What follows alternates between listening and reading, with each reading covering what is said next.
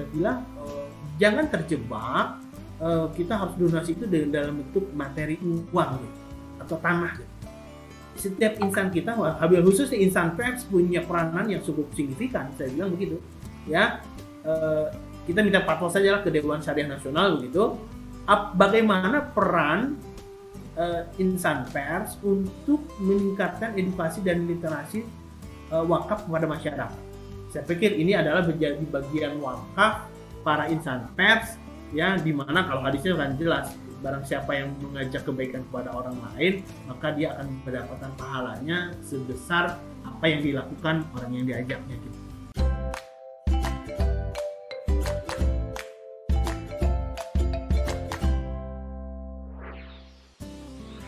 Assalamualaikum warahmatullahi wabarakatuh, teman-teman semuanya, pecinta wakaf, pegiat wakaf dimanapun kalian berada. Alhamdulillah hari ini kita kembali lagi ke agenda wakaf podcast, kebaikan wakaf untuk peradaban medani.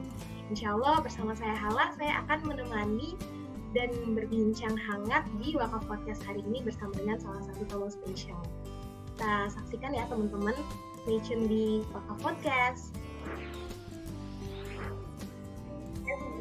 Apa kabarnya nih? Alhamdulillah ya kita hari ini bisa bertemu lagi ke bulan Ramadan gitu. Nah, insya Allah di wakaf podcast kali ini bersama saya Hala, kita sudah kedatangan nih tamu yang luar biasa gitu ya. Beliau adalah Pak Asep Irawan, jadi beliau merupakan founder dari Sinari Foundation. Insya Allah kita akan ngobrol bareng, bincang-bincang terkait wakaf itu sendiri. Gimana sih gitu ya kan? Jadi pertama-tama kita sapa dulu nih Pak Asep. Assalamualaikum Pak Asep, apa kabarnya? Ya, waalaikumsalam warahmatullahi wabarakatuh. Alhamdulillah, sehat walafiat, lahir wal batin.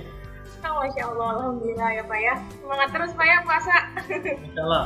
Alhamdulillah. Ini apa namanya? Jadi insya Allah kita akan ngomongin tentang wakaf sebagai lifestyle.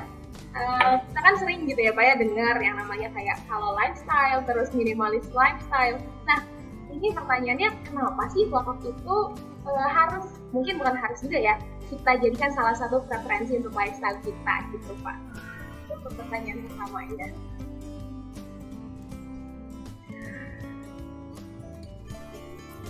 Ya, jadi sebenarnya kalau tema wakaf lifestyle ini kalau Sinari Foundation dari 5 tahun lalu tuh menggulirkan tentang wakaf jadikan lifestyle gitu ya.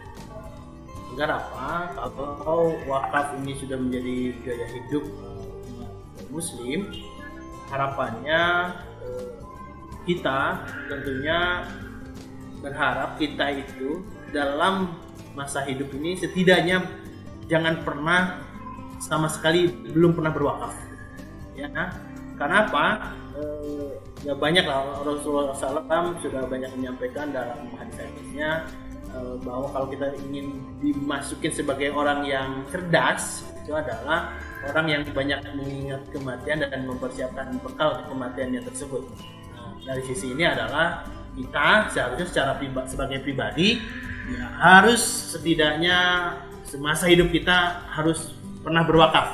Ya, mudah-mudahan wakaf itu menjadi gaya hidup kita, entah sebulan sekali, karena wakaf ini karena dia fleksibel, tidak diukur oleh nisab dan haul, maka setiap saat kita bisa melaksanakan ibadah amal yang bernama wakaf. Ya benar banget ya Pak ya.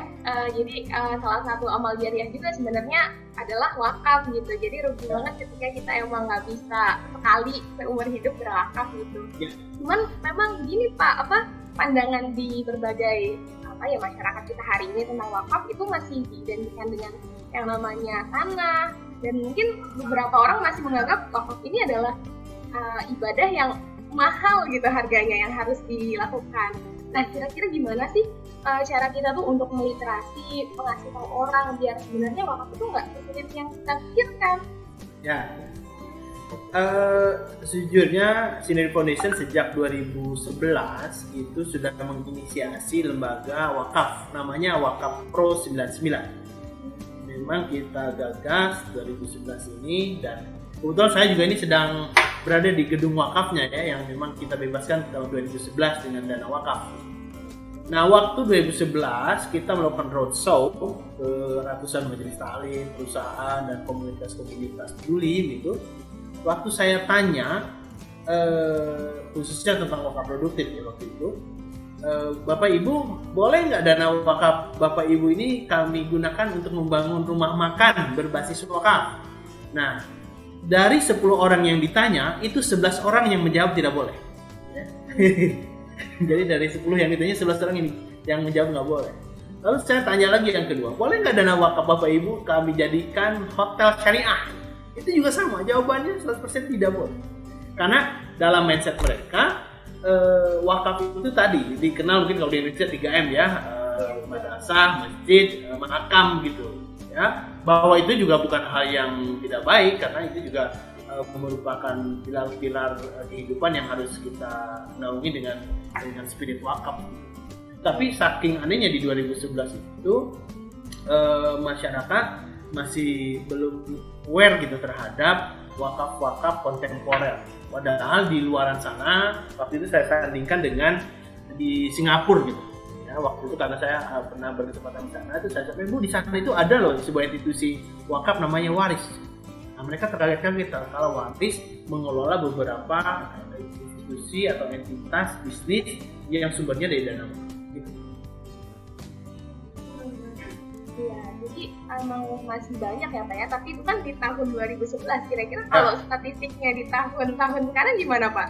Ya alhamdulillahnya ini juga suatu hal yang patut kita syukuri ya, kondisi saat ini bermunculan inisiasi-inisiasi dan khususnya baik dari regulator dalam hal ini BWI, lalu kemarin BWI melakukan pelatihan asesor untuk sertifikasi Nazir ya, melalui bawah naungan LSP BWI.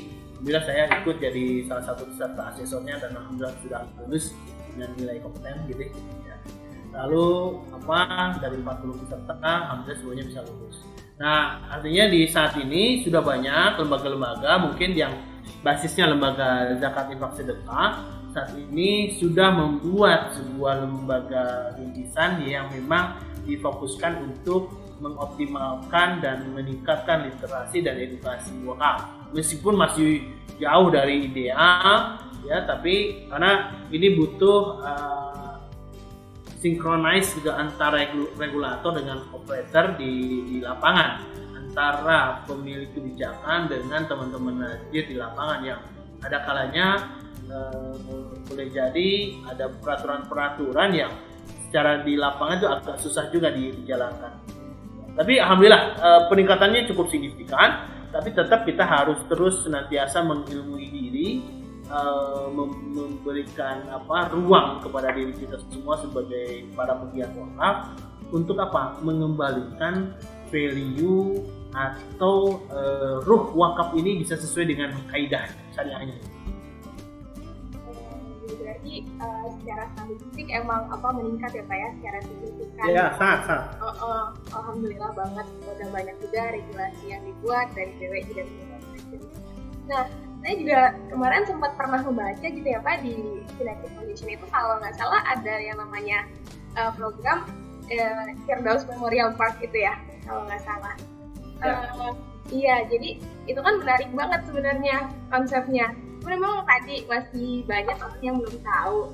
Nah, kira-kira Pak, kalau cara Sinergi Foundation gitu untuk mendorong percepatan wakaf itu kayak gimana di kalangan milenial? Karena kan hari ini banyak banget di demografi kita didominasi sama kaum milenial gitu kan ya? Ya, ya tentunya ini menjadi sebuah tantangan tersendiri, sebuah opportunity, peluang yang perlu kita sikapi ya. Karena kaum milenial itu dan tentu tadi ya bicara bonus demografi di Indonesia yang sangat luar biasa, ini sebagai anugerah yang menghadirkan dua negara kita yang kita cintai ini tentunya mengharuskan kita berpikir lebih keren lagi, menyesuaikan dengan kebutuhan para milenials. Itu mereka tuh inginnya mudah, simpel gitu ya, cepat, nggak bertele-tele gitu. Maka kehadiran sebuah platform atau apapun lah namanya itu agar mereka mudah mengakses dan mereka mungkin di awal mencoba-coba ingin berdonasi yang mungkin yang selama ini kebanyakannya donasinya masih donasi umum gitu, belum switch atau ini ke donasi khusus wakaf gitu. Kalau bicara donasi umum mungkin teman-teman anak-anak milenial sudah banyak platform yang bisa dinikmati. Tapi kalau ke arah wakaf, ya alhamdulillah beberapa lembaga sudah mencoba menginisiasi meng-create sebuah platform khusus wakaf yang itu menggarap pasar milenial. Misalnya dengan apa? Dengan membuat gerakan program-program retail wakaf gitu, di mana para milenial itu boleh berwakaf dengan nilai misalnya 10.000 dan lain-lain. Ini pilihan strategi saja di antara Nazir, bagaimana strategi menyasar segmen milenial dengan kolonial gitu. Ya, kalau di Sinergi Foundation sendiri Pak, kira-kira ada nggak sih kegiatan yang sudah mulai menyasar milenial yang begitu yang tadi murah, cepat, terus juga mudah kayak gitu. Ya, selain kita meng-create sebuah platform, sebenarnya sudah ada yang wakaf ya, satu platform namanya amalterbaik.com, tapi masih belum kita optimasi nih, mudah-mudahan bulan depan atau paling telat 3 bulan ke depan, karena ini memang si platform ini Sinergi Foundation nggak mengeluarkan uang spesial pun, ini betul-betul wakaf gitu ya, jadi spiritnya juga udah bagus, platform ini wakaf senilai 400 juta dari salah satu perusahaan multimedia. Pokoknya udah niatnya wakaf gitu buat Sinergi Foundation untuk dijadikan sebuah platform wakaf. Lalu yang kedua ada juga platform khusus untuk platform wakaf produktif. Dan sedangkan platform-platform yang lain untuk menyasar kaum milenial, kami lebih banyak berkolaborasi dengan platform-platform yang sudah ada saja gitu ya, agar kita bisa memanfaatkan jaringannya mereka juga untuk tadi menyasar kaum milenial. Jadi kita lebih banyak memanfaatkan kolaborasi atas platform-platform yang sudah hadir di era sekarang. Berarti nih teman-teman bisa banget menjadikan wakaf itu sebagai lifestyle dari Sinergi Foundation sendiri. Kan tadi ada aksi terbaik ya Pak ya? Benar. Amal terbaik. Apa Pak? Amalterbaik.com. Amal terbaik. Ini masih dalam proses pengembangan, insya Allah 3 bulan ke depan insya Allah. Oke, iya Masya Allah. Nah berarti teman-teman nih nanti ketika memang pengen cari salah satu platform wakaf, bisa banget. Salah satunya adalah amalterbaik.com gitu ya Pak ya, yang diinisiasi oleh Sinergi Foundation. Nah, apalagi ya? Mungkin ini Pak terkait pesan dan kesan gitu. Sebenarnya milenial ini kan hari ini mungkin masih banyak yang belum tahu. Kira-kira apa pesan yang bisa Bapak sampaikan nih untuk teman-teman milenial untuk menjadikan wakaf menjadi lifestyle mereka? Yang tadi sengaja sekali aja selama seumur hidup itu wakaf. Ya, tentunya ini menjadi salah satu PR kita ya sebagai para pegiat wakaf untuk meningkatkan literasi dan edukasi agar sampai ke kaum milenial.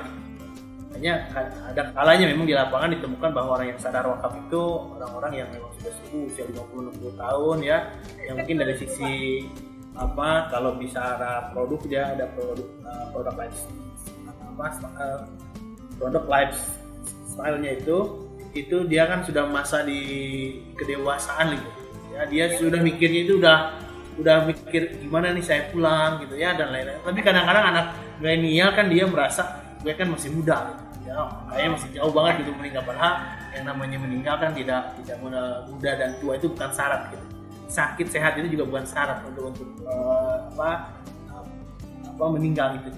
Tapi ya tadi agar ini menjadi pemahaman yang merata masif gitu ke kaum milenial, tentunya tadi para pegiat wakaf, para Nazir, para regulator dan pemerintah yang melalui BPI untuk senantiasa meningkatkan literasi dan edukasi. Dan untuk itu sebenarnya Sinergi Foundation menginisiasi sebuah entitas namanya Wakafah.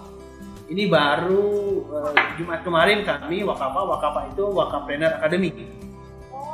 Kami baru menandatangani kerjasama MOU dengan LSPBWI, ya, Lembaga Sertifikasi Profesi Badan Wakaf Indonesia, agar ke depan proses sertifikasi para nazir itu bisa melalui entitas yang bernama Wakapreneur Academy. Tentunya ini kami sudah kerjasama dengan LSPBWI itu, nanti segala sesuatunya menggunakan standar SKKNI yang di bawah naungan BNSB.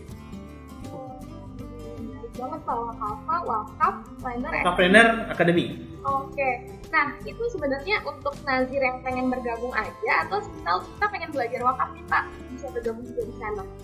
Ya, jadi si LSPBWI ini kita kan alhamdulillah saya mungkin 1 tahun atau 2 tahun yang lalu itu dilibatkan menjadi tim penyusun SKKNI, ya, standar profesi kerja nasional Indonesia khusus nazir gitu.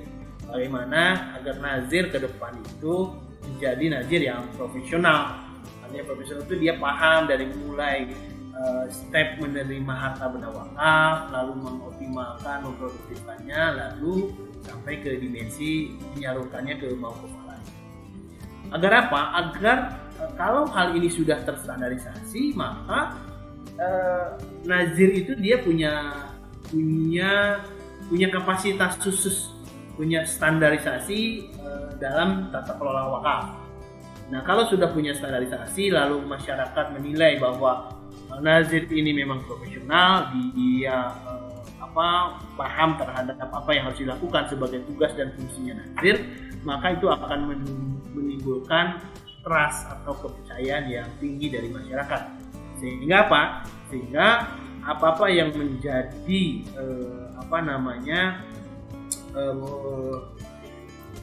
potensi wakaf yang konon katanya sampai hampir 203 triliun itu bisa tergali.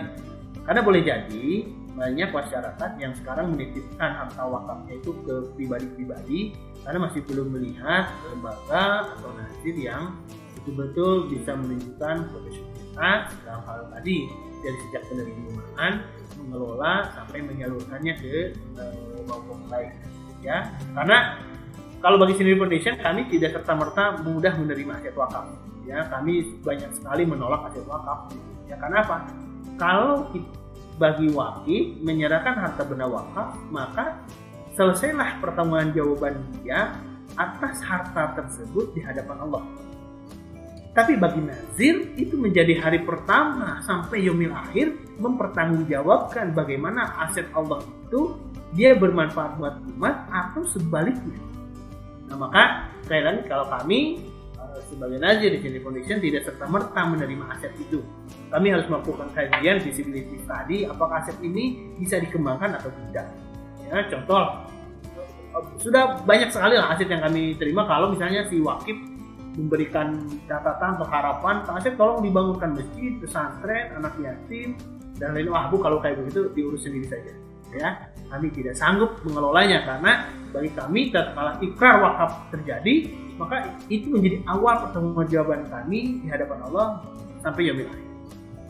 Tapi kalau ada kesepakatan bahwa aset itu boleh dijual, lalu aset itu boleh kami kembangkan ke satu proyek yang sedang kami kembangkan, nah itu sangat dimungkinkan untuk dilakukan wakaf ke Sendiri Foundation dengan catatan di ruslah, dijual lalu disatukan dalam satu proyek besar. Contohnya saat ini Sendiri Foundation sedang membangun sebuah kawasan wakaf namanya Halal Tourism berbasis wakaf produktif. Boleh jadi ini mungkin Halal Tourism pertama ya, berbasis wakaf produktif yang namanya Teras Lembang. Tanahnya 4 hektar, luasnya hampir 4 hektar, nilainya kurang lebih hampir 2 miliar. Ini di sini akan menjadi sebuah role model tata kelolaan wakaf, baik itu wakaf produktif maupun wakaf sosial agama. Kalau banget ini mendengar penjelasan Pak Asep nih, keren banget. Ternyata memang nazir itu berat banget pertanggungjawabannya Pak ya. Makanya tadi perlu adanya profesionalitas, perlu adanya juga kredibilitas dalam mengelola wakaf gitu. Dan yang tadi yang Bapak bilang proyek itu berarti termasuk juga nggak ketika memang milenial mau bergabung nih untuk mengembangkan hartanya yang di wakaf produktif yang halal industri tadi gitu. atau nanti gimana? Ya, jadi perlu diindikan juga nih, mungkin butuh kajian juga. Tapi kalau saya sih dengan pemahaman yang nggak memiliki ilmu ini, misalnya kaum milenial ini kan sangat kreatif ya. Mereka misalnya membuat konten-konten lewat TikTok gitu ya, lalu lewat media apapun lah gitu.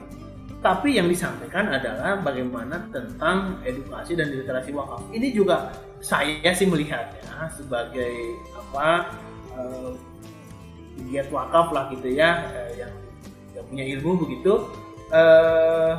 Kayaknya ini juga bisa gitu masuk ke dalam kaidah wakaf gitu, yaitu wakaf keahlian dia membuat konten agar itu menjadi edukasi ke masyarakat, tapi ke kaum milenialnya gitu. Ya, jadi ini mudah-mudahan bisa jadi sebuah pendekatan buat para milenial yang dia saya pikir punya potensi luar biasa untuk mengembangkan edukasi dan literasi wakaf. Kemarin saya diundang di BWI di Bogor ya, mereka mengumpulkan para jurnalis insan pers tentang pengembangan edukasi dan literasi wakaf. Ya, banyak media, hampir 47 media yang datang. Saya bilang jangan terjebak kita harus donasi itu dalam bentuk materi uang gitu, atau tanah. Setiap insan kita, wabil khusus insan pers punya peranan yang cukup signifikan. Saya bilang begitu ya. Kita minta fatwa saja ke Dewan Syariah Nasional begitu.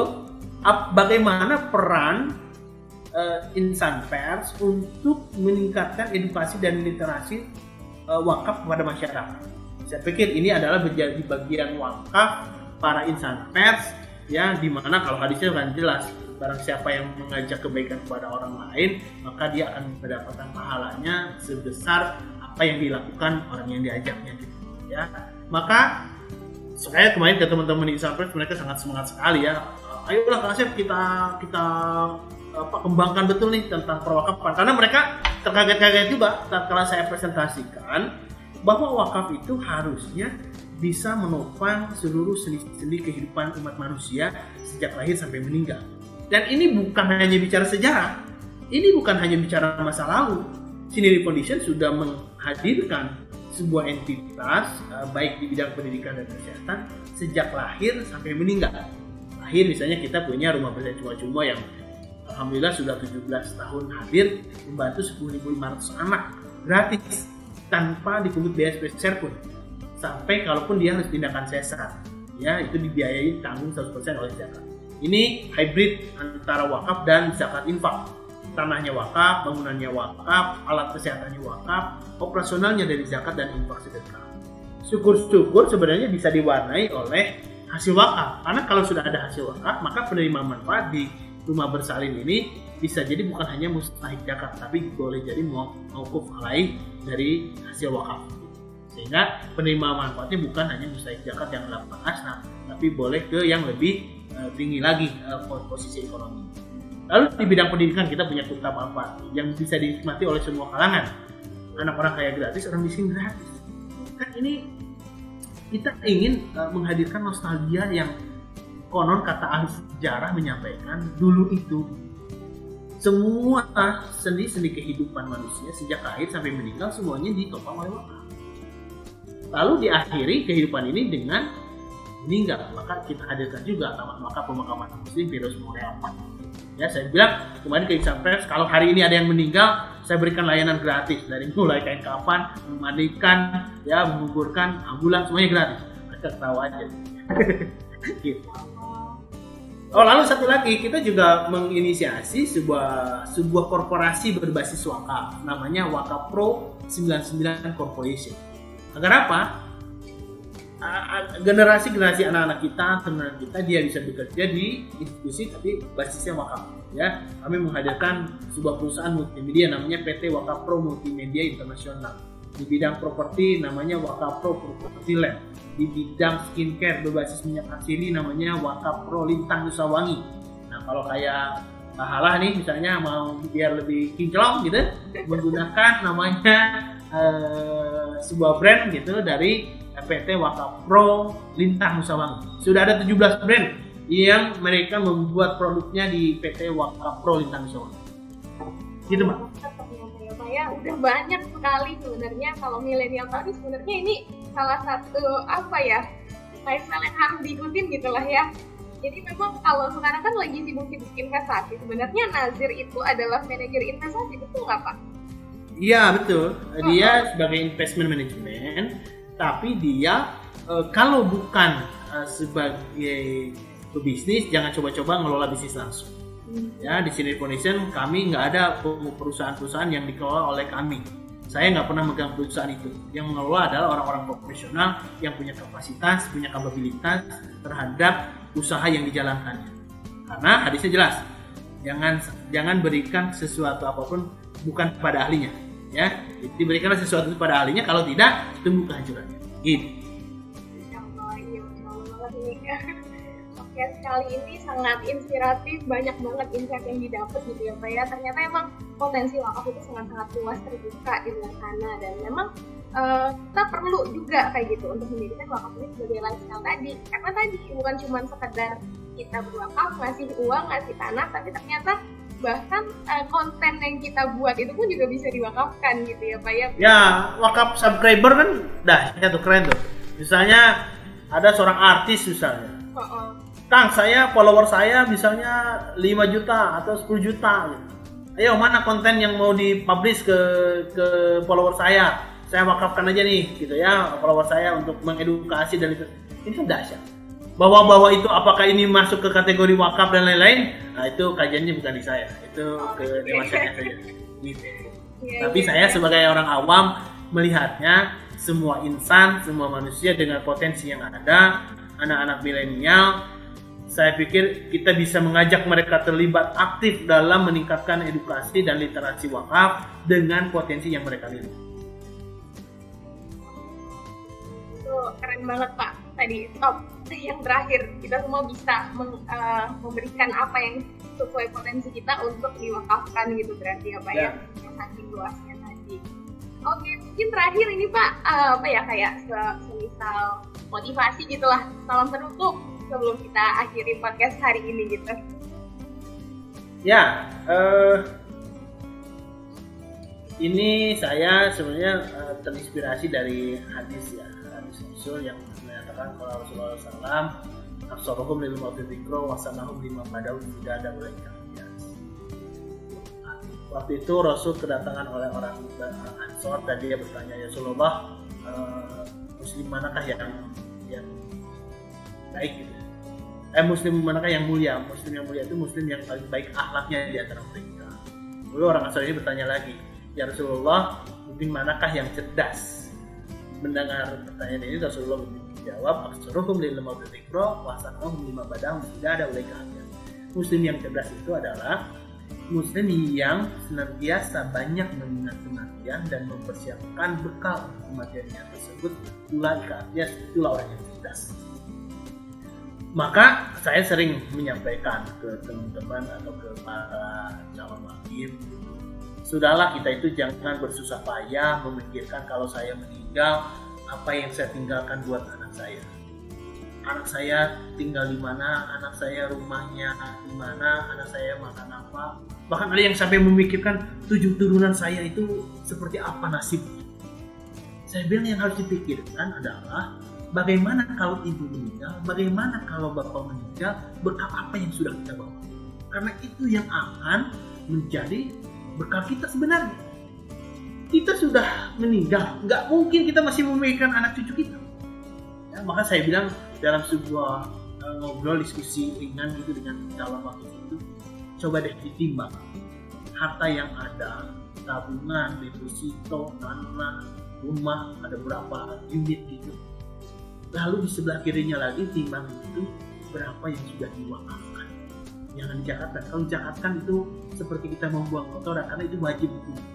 Jadi standar sekali bagi seorang muslim punya harta nyampe nisab kepada haul luar zakat. Itu sama sekali sangat standar sebagai seorang muslim yang memiliki harta nisabnya sampai dan haul. Tapi kalau wakaf saya bilang coba ditimbang dari sekian banyak harta yang dimiliki berapa yang sudah diwakaf. Itu ada sepasang suami istri sampai menikah. Kalau saya bilang, ibu hitung aja di rumah, nggak usah di hadapan saya, hitung di rumah, silakan bikin balance sheet gitu ya, apakah lebih banyak tentang urusan dunia atau urusan wakafnya yang itu pastinya akan dibawa pulang setelah kita menghadap kepada Allah SWT. Jangan sampai kita masuk ke dalam golongan orang-orang yang menyesal tatkala meninggal sampai dengan ungkapan, ya Rob, seandainya bisa engkau tunda saja kematianku sebentar saja, maka aku akan bersedekah dengan harta. Maka itu, marilah kita bersama-sama menjadi bagian umat Rasul yang cerdas, yaitu orang yang senantiasa banyak mengingat kematian dan mempersiapkan bekal kematian tersebut dengan berwakaf. Itu mungkin Mbak Hala, terima kasih. Ya Pak, Masya Allah banget ini, saya juga tersentuh banget. Nah jadi teman-teman berhubung ini juga Ramadan gitu ya, silahkan jangan sampai tadi ketika kita meninggal kita tidak pernah mewakafkan satu harta pun yang udah ada di dalam diri kita. Saya karena memang tadi sebaik-baik manusia, secerdas-cerdas manusia adalah bagaimana dia mengingat kematian dan mempersiapkan bekal terhadap kematian itu gitu. Saya terima kasih banyak, sebenarnya masih banyak nih pengen ngobrol, cuman waktunya terbatas banget gitu ya Pak. Insya Allah nanti di kesempatan selanjutnya mungkin Pak Asep berkenan juga untuk mengisi lagi di sini gitu. Ya Insya Allah. Iya, teman-teman tadi ya kita sudah dengarkan podcast yang sangat-sangat menarik dari Pak Asep Imawan, dan memang sudah banyak sekali kegiatan ataupun campaign yang sudah dikelola oleh Sunati Foundation terkait wakaf ini. Dan bisa jadi kita menjadikan wakaf ini memang sebagai salah satu lifestyle kita. Mungkin itu sekian dari saya hari ini. Mohon maaf kalau misal ada salah kata, kepada Allah saya juga mohon ampun. Wakaf adalah suatu yang memang bisa kita lakukan, bukan hanya sekedar materi tapi juga dalam hati gitu ya. Saya tutup. Wassalamualaikum warahmatullahi wabarakatuh. Waalaikumsalam warahmatullahi wabarakatuh.